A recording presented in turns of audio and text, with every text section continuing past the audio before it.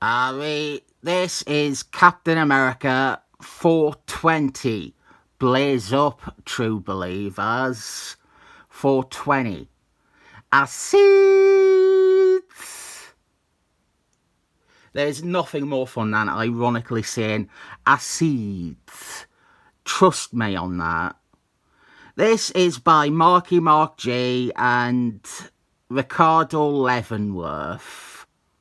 Also, this cover has some Robert Liefeldman style cap tits gannon on, if you take a good look at it.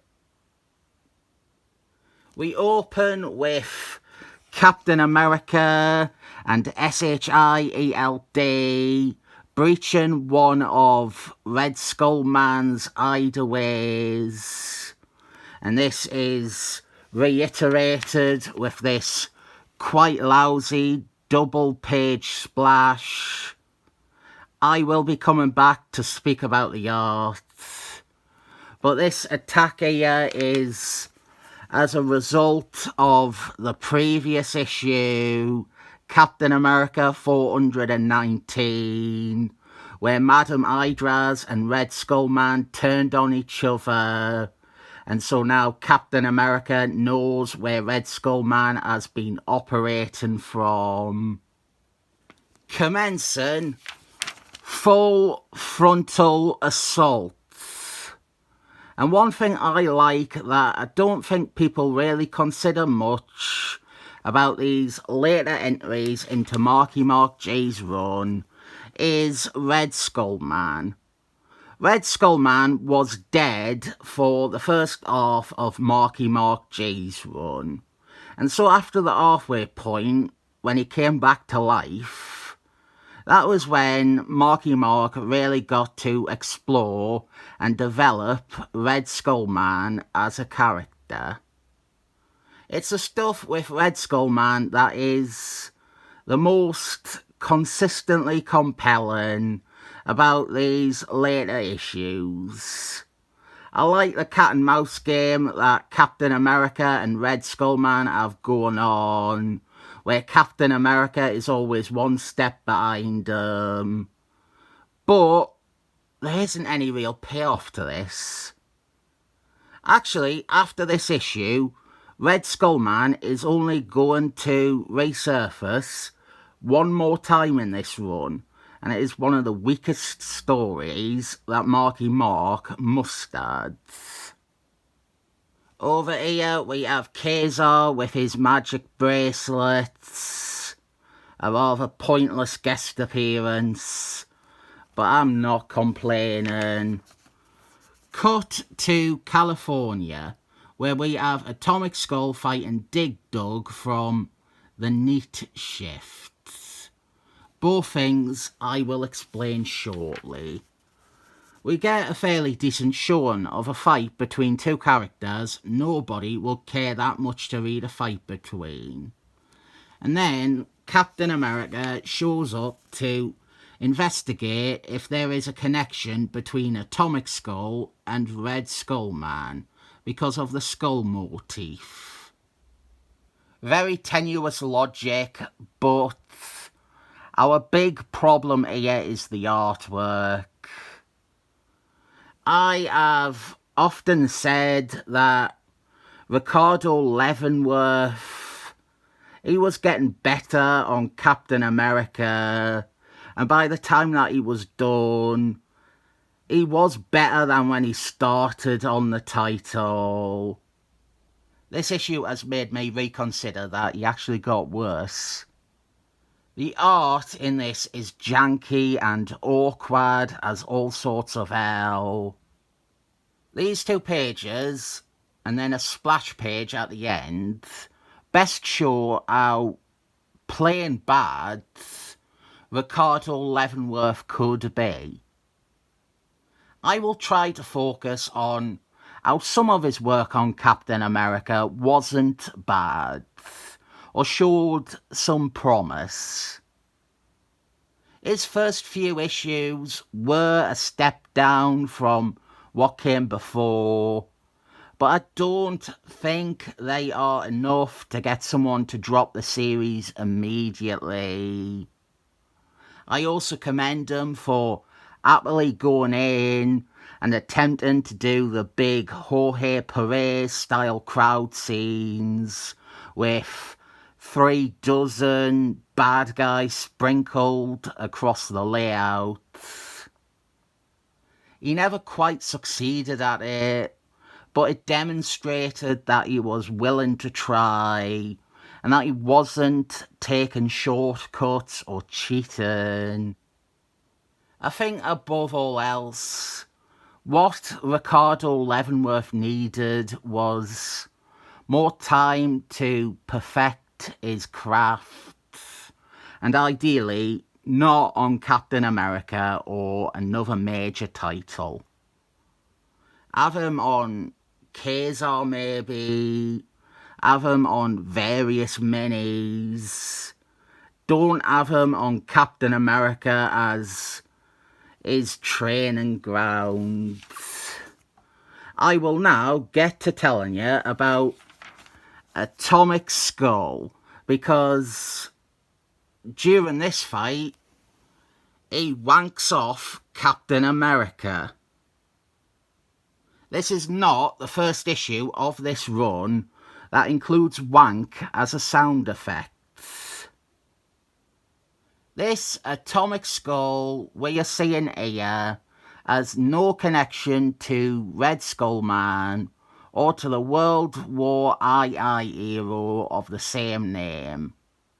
Before this, we had seen him in a couple of issues of Kazar. He fought alongside Kazar against shadow forces from the Dup 7 universe. Atomic Skull was a member of Dr. Doom's new team, who were introduced in Kazar 45. And Atomic Skull and the rest of the team made a cameo at the end of Kazar 50, along with a bunch of other heroes who showed up to help Kazar fight Mad Harriet. I think Marky Mark had plans for these guys. Plans that were never realised, because instead the team were taken and reworked as the Defenders, which I would be fine with, but unfortunately it was written by future blundering editor Tom Beevort. Atomic Skull was dropped from the team by that point anyway, and we didn't find out who Atomic Skull was in those Kazar issues. But Marky Mark did include a few clues that are nicely paid off in this issue of Captain America. Before we come to his identity, we have another Marky Mark team of night dwellers to talk about, and that is Night Shift. They have arrived to defend their teammate Dig Dug from Atomic Skull. I like Night Shift, and I am willing to make the assumption at least half of my audience like Night Shift too. Night Shift are a team made up of a bunch of disparate, slightly horror-tinged Marvel bad guys. About half of them created by Marky Mark in Spider-Girl. And yes, one of them went on to be a member of Thunderbals. And another was on the big team of about 100 bad guys at the end of New Thunderbals. Night Shift were introduced in Captain America 330. They are a gang based out of Los Angeles, and they were another team I think Marky Mark maybe had bigger plans for that were never realised. I feel like they were set up to star in a late 80s, very early 90s miniseries that never surfaced. That would have been great because you see, one of the main hooks with Night Shift was that their leader is a hero. Their leader is blind Batman, and the whole thing is a con. Blind Batman is using this gang to infiltrate the LA underworld. He is directing them to, unbeknownst to most of them, simply pick apart and chip away at the current crime in LA. I think it is a fantastic setup, and we do get to see Marky Mark write them again in an issue of West Coast Avengers. And other writers wrote them as well. But not only did a miniseries never surface, but what should have been their main story happened off-panel. They learnt of blind Batman's trick and got rid of him. We never saw it. We didn't get to see what happened, or how it affected them, or what blind Batman had accomplished in his time leading Night Shift. We are quite a few years after the departure of blind Batman, and even after the departure of his replacement, Hangman. So now we get to see Captain America and Atomic Skull deal with the Night Shift. It is of notable to see Marky Mark come back to Night Shift for one last time. The last 30 or so issues of his run on Captain America all have this air of finality to them, like he is tying up loose ends and wrapping things up or saying goodbye. It becomes all the more poignant when you take into account his death only a year after leaving Captain America. But I think that is an unintentional level of meaning people have added to these comics.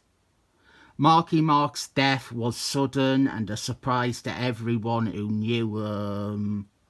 I don't think he was writing with the knowledge his time was running out. There is a possibility. I have seen this conspiracy, I suppose, spoken about online, about how Marky Mark secretly knew he had a heart defect and he didn't tell anybody, and a lot of his feelings were explored in Captain America. But obviously there is no fucking evidence to this. You can infer that from a lot of fighting chance, but it is something we will never know. And I think it is more special that a writer tapped into all these feelings of being odd and outdated, of becoming irrelevant, of not achieving everything he could. I think tapping into those without it being personal introspection is better writing than all that simply being what he felt at the time. So they beat Night Shift, and we get Atomic Skull's backstory. It is revealed in a single flashback panel. This Atomic Skull is a 70s Marvel character called Orc the Slayer. He appeared in a short-lived solo comic. He had a magic power belt that sent him back in time to fight dinosaurs and wizards. And now the belt has malfunctioned and brought him to the 90s and made him an X-ray skeleton. He will be human next time he appears in a Thunderbirds comic. Hawkeye #1 by Fabio Nicieza, a Thunderbirds spin-off. He's in that. And here is the very poor splash page I talked about. Either the proportions are terrible, or Red Skull Man is wearing a suit he got cheap at a charity shop, and it is a couple of sizes too big for him. He's also tired of these jokes about his giant hands. Then we have that lead into the crossover with No Man series. No Man, he has been brainwashed into being a neo-Nazi sleeper assassin. I enjoy parts of this. I don't mind the writing much. My biggest complaints would be the art. The reveal with Atomic Skull, Orc the Slayer, is rubbish. Babylon 5 is a pile of shit too. I'll rate this with terminal intensity a 7 thumbs up.